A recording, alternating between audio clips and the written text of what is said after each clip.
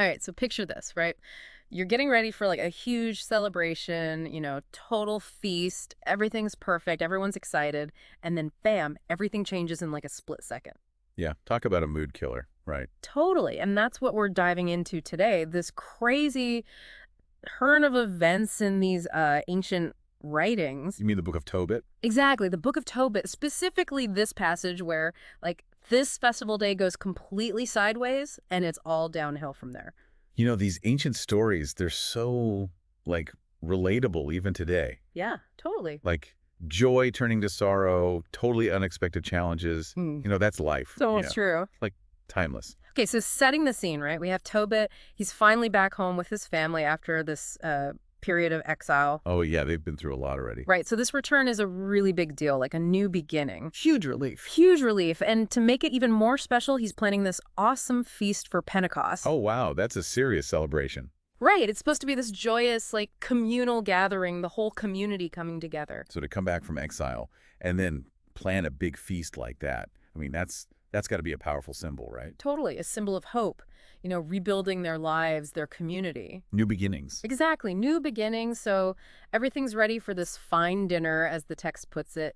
Tons of food. Sounds amazing. Right, all set for this awesome get-together, but then here's where things take a turn. Tobit tells his son Tobiah, he's like, hey, go find a poor but, God-fearing person from our community, from the exiled community, to come share the meal. That's interesting. What do you think that says about Tobit right off the bat? Well, I mean, he's clearly a generous guy, right? Yeah, for sure. Even when he's celebrating this huge moment for himself, his family, his first thought is to help someone less fortunate. Yeah, he's thinking about others. Totally. It's like he wants to share the blessing, include everyone. That's true compassion, not just like going through the motions of religion, but really living it. Right. It's about action. Absolutely. Okay, so Tobiah heads out to find a guest, but, and this is where it gets crazy, he comes back with some awful news. Uh-oh. Yeah, he cries out, he's like, Father, one of our relatives has been murdered. He's just lying there in the marketplace, strangled. Talk about a total buzzkill. Oh, wow, that's horrible, just like that. I know, right? You can just imagine everyone's getting ready to party and then suddenly, boom, this brutal reality hits. Like that rug being pulled out from under you. Yeah, it really shows you how fragile happiness can be, how these external events can just barge in and totally wreck your day. Absolutely, no matter how much you plan or prepare. So how does Tobit react? Well, he immediately jumps into action, like no hesitation. He didn't even finish his dinner, right?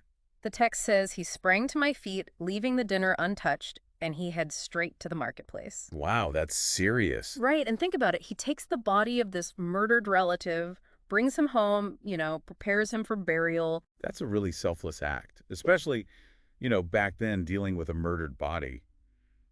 That could be dangerous, right? Oh, yeah, super risky. Like there could be consequences. Right, so he's not just being compassionate, he's also being super brave. It's like he's putting his duty, his, like, religious obligations above his own safety. And maybe even above the celebration. Definitely. And it really highlights the importance of those obligations, the respect for the dead. So he gets back home, performs the ritual washing, to cleanse himself after being in contact with the dead, and then he eats his meal alone, totally heartbroken. Oh, man, can you imagine going from this planned feast with the whole community to eating alone in mourning? Ooh, it's like such a powerful image, the contrast between what was supposed to be and what actually happened. Totally. And then there's this interesting part, right?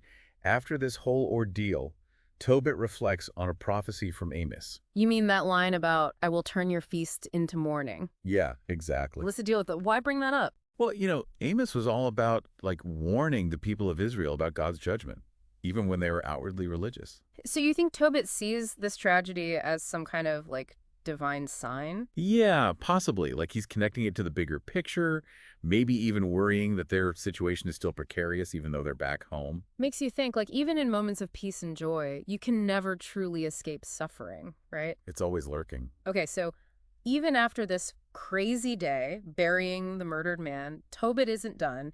He goes out at sunset to actually dig the grave.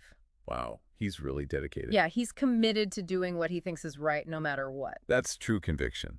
But here's the thing. His neighbors, they don't get it. They actually make fun of him. Really? Yeah, they're like, this guy's crazy. Doesn't he remember what happened last time? He was almost killed for doing this kind of stuff. Wait, what happened last time? Oh, yeah, the text mentions he was hunted down for doing something similar before, like burying someone who wasn't supposed to be buried or something. So he knew the risks, and he still did it. Exactly. He was willing to put himself in danger because of his beliefs, which is, pretty amazing. Yeah, that takes a lot of courage. But also kind of foolish, maybe? Well, yeah, it makes you wonder, when does personal conviction become, like, reckless? Right. At what point are you putting yourself or even your family in unnecessary danger? That's a tough question.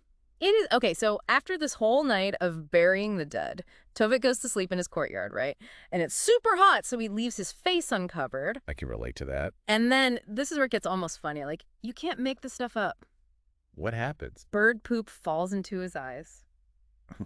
What? Are you serious? Dead serious sparrow droppings, the text says. You've got to be kidding me. After everything he went through, that's what brings him down. I know, right? It's like almost absurd. It's like life has a weird sense of humor, you know? It really does. So he tries to get help, uses ointments, but it just keeps getting worse. Yeah, eventually he goes completely blind and stays that way for 4 years. 4 years, it's a long time. I know. Can you imagine suddenly losing your sight and not knowing if you'll ever get it back? I mean, that would be a huge adjustment, not to mention the impact on his family. Totally. And the text actually mentions how distressed his family was, so it clearly affected everyone around him. And, think about the practical side of things.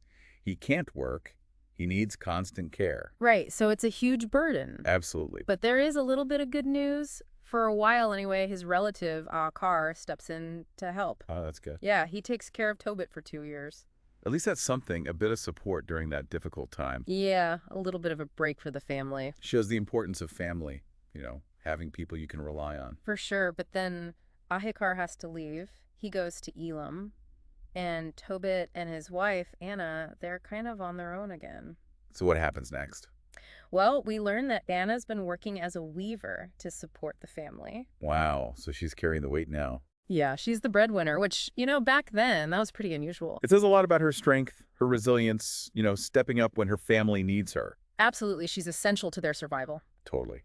Okay, so one day, Anna finishes a weaving project, and her employers, they pay her wages, but they also give her a young goat as like a bonus or something. A goat. Huh, that's an interesting bonus. I know, right? But it seems like a good thing, right? Maybe they can sell it or use it for milk or whatever. Yeah, it's a little extra something for the family. But when Anna brings the goat home, Tobit, he immediately gets suspicious. He's like, where did you get this goat? Did you steal it? We can't eat anything stolen. Wow, he jumps right to that conclusion. Yeah, like no trust whatsoever. I mean, I guess after everything that's happened, he's probably on edge. But still, it's like, come on, give her the benefit of the doubt. Well, maybe he's just so, set in his ways, so committed to honesty, that he can't even fact the possibility that she got the goat legitimately. Yeah, maybe his blindness is also making him more, I don't know, distrustful. That's possible. If you can't see what's happening, you rely more on your assumptions. Right. And his assumption is that she must have done something wrong. It shows how hardship can really test your faith, your trust in others. And how easily those principles you hold so dear can kind of turn into, rigidity. Yeah, you become so focused on being righteous that you forget to be, understanding and compassionate. Totally. And Anna, understandably, she's furious. She's like, hey, I worked hard for this. It was a gift, a bonus for my work. So she's defending herself, explaining the situation. Right. But Tobit, he's not having it. He insists that she takes the goat back. Oh, man. That's got to be frustrating for her. And that's when she lets him have it. She asks him this really powerful question. She's like, where are all your charitable deeds now, huh? Where are your righteous acts? Look at what's happened to you. Wow, that's a heavy question.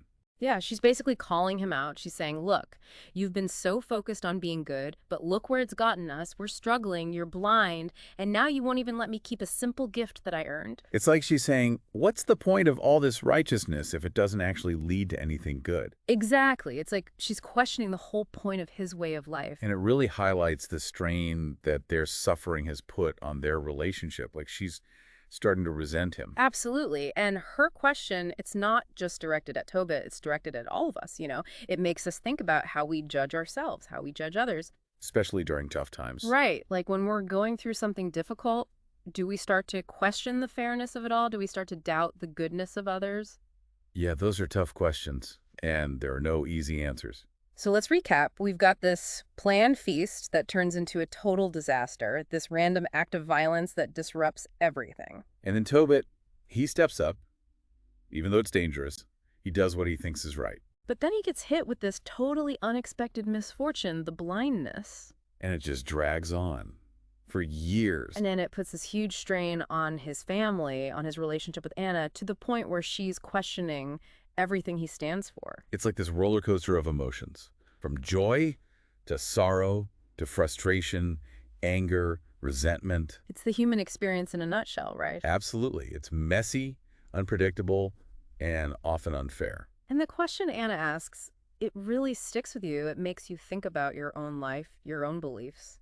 Yeah. Have you ever been in a situation where you're doing what you think is right, but it's just leading to more suffering?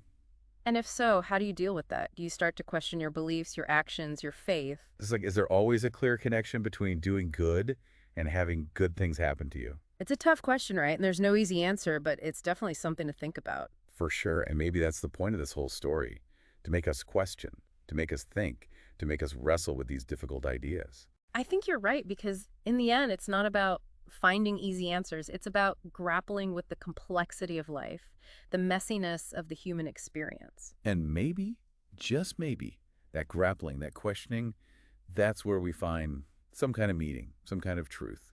I like that. Yeah. Finding truth in the messiness, I think that's something we can all relate to. Absolutely. And it's something that we can continue to ponder long after this deep dive is over. That's the beauty of these ancient texts. They keep us thinking, they keep us questioning, they keep us engaged. Yeah, they offer a glimpse into the past, but they also illuminate the present and maybe even the future. Well said. And on that note, I think we'll wrap it up here for today. Sounds good. Thanks for joining us on this deep dive into the Book of Tobit. It's been enlightening, to say the least. It has been. And as always, keep those questions coming, keep exploring, keep digging deeper. And don't be afraid to get a little messy along the way. Exactly. Sometimes the mess is where the real treasures are hidden. Well said. Until next time, keep searching. And keep questioning everything.